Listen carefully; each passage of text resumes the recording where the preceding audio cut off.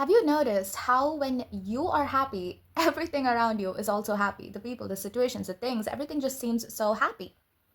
Even if someone obviously does something to piss you off, you still wouldn't feel pissed off. You wouldn't feel that anger inside of you. You would be like, yeah, fine, whatever. You would just smile it off because you are so happy and high at the moment. Have you noticed that? What changed there? The people didn't change, their actions didn't change, the situations, the things, none of that changed. It's you who changed. It's you, your emotions, your thoughts, your way of looking at life is what changed at the moment. I want you to understand this so clearly. Your brain, right? This little monster sitting up in your head, this brain is the thing that helps you interpret this life around you so that you can function in an optimal way. Right? Yes, you are a spirit who came into this physical body, who came into this physical vessel, so that you can learn and experience certain things in this 3D reality, right? Otherwise, you wouldn't come here. You could just fly around like a spirit. If you did come into this body, that's because you wanted to experience certain things in this reality, right? And what helps this body to experience those? To experience these things, first you need to give a meaning to those things, right? And your brain is what gives meaning to those things. Why do you think you give a meaning to everything? So that you can experience it in its totality, right? If you don't know if something is good or if something is bad, how do you think you would feel happy or sad without knowing if it's good or bad? You wouldn't feel it, right? If you don't feel it, then the whole point of experiencing is gone, right? So your brain is the one interpreting this life, all right? Clear till there? Now, how does it interpret this life? How does it give meaning to the things around? It does that through its programming, right? This little brain, it's literally like a computer, all right? It gives meaning to things through its programming. Now, who programs it? I don't know. It could be the spirit, it could be the mind. It is this other you who is inside you who is aware, all right? Give importance to the word aware. Who is aware?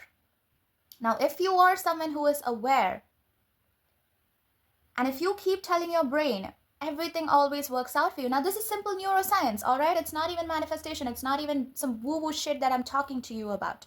It's neuroscience. If you keep repeating, everything around works out for me, everything always works out for me, I'm the most luckiest person, I'm such a happy person, right? If that's how you talk to yourself, then your brain takes that as its programming and looks at life through that lens and interprets it back for you.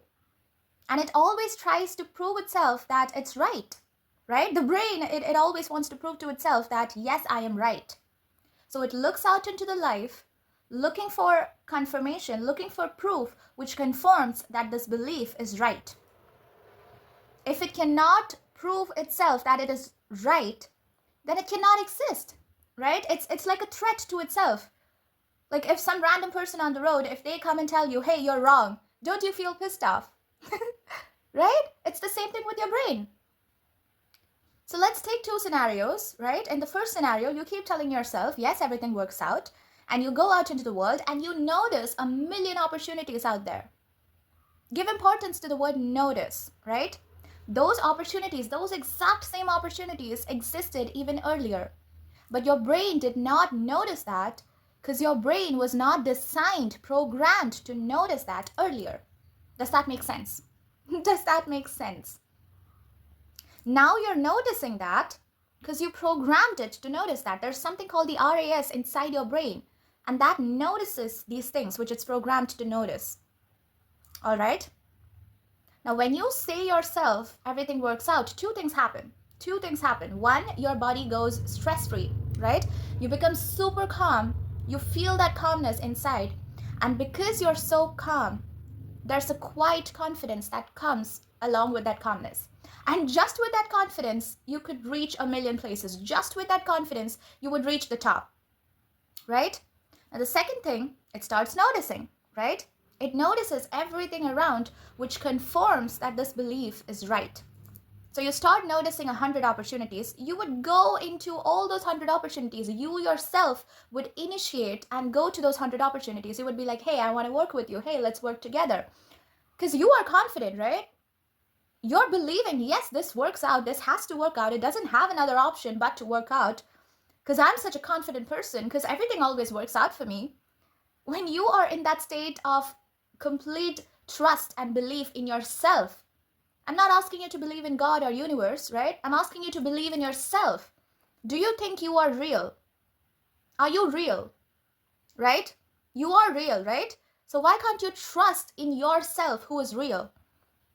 Because a lot of people, they argue, oh, God is not real, universe is not real. But are you real? You are real, right? Why can't you trust yourself? Trust yourself, man. And because you trust yourself so much, you would go for all those 100 opportunities. You would not wait for someone to come to you and knock at your door. You would initiate, you would go out there. And even if you get rejected at all 99 opportunities, you would still go for that 100th opportunity. Because you believe so much in yourself. You're like, no, those 99 opportunities, nah, they were not meant for me. I'm sure someone out there needs me. I'm sure I'm going to crack this. I'm sure I'm going to get this. When you're confident, you would go out.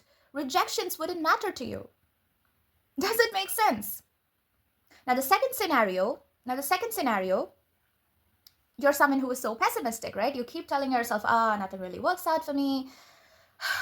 I'm just so unlucky. Oh God, I'm just so sad. My life is so depressing. If you're someone who keeps telling that to yourself, then that's how you will see the life around you. That's how you will give meaning to the life around you.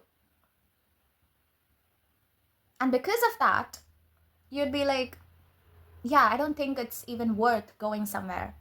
I don't think it's worth going to hunt that opportunity or going there. Even if I go there, they're just going to reject me on my face. That's how you would be like. Let's say you got 10 rejections, and if you're so pessimistic, you'll be like, yeah, I'm done.